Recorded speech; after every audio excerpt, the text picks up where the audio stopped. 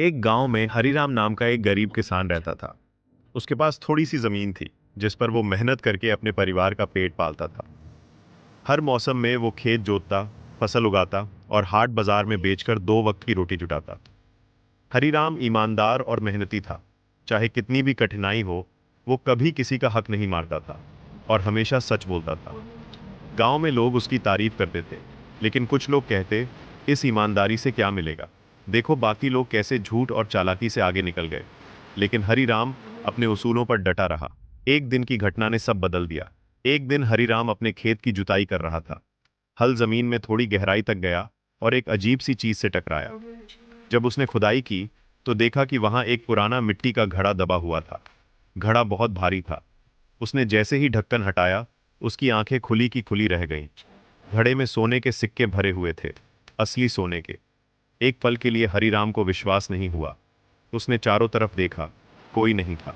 मन में एक ख्याल आया, अगर मैं ये सोना रख लूं तो मेरी सारी गरीबी खत्म हो जाएगी। बच्चों को अच्छी पढ़ाई मिलेगी, घर बन जाएगा और मुझे खेत जोतने की ज़रूरत नहीं पड़ेगी।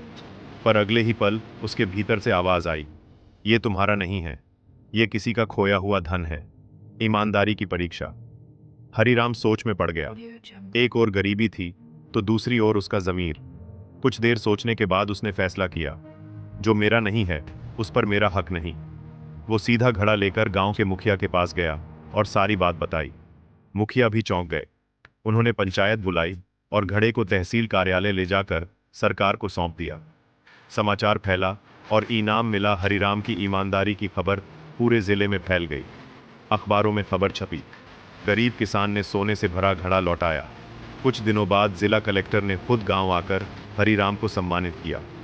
सरकार ने उसकी ईमानदारी को देखते हुए उसे नकद इनाम, खेत के लिए नई मशीनें और उसके बच्चों की मुफ्त शिक्षा का वादा दिया।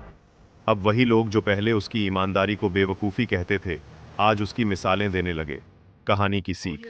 हरिराम की कहानी हमें सिखाती है कि ईमानदारी शायद तुरंत फल न दे, लेकिन उसका परिणाम हमेशा मीठा होता है।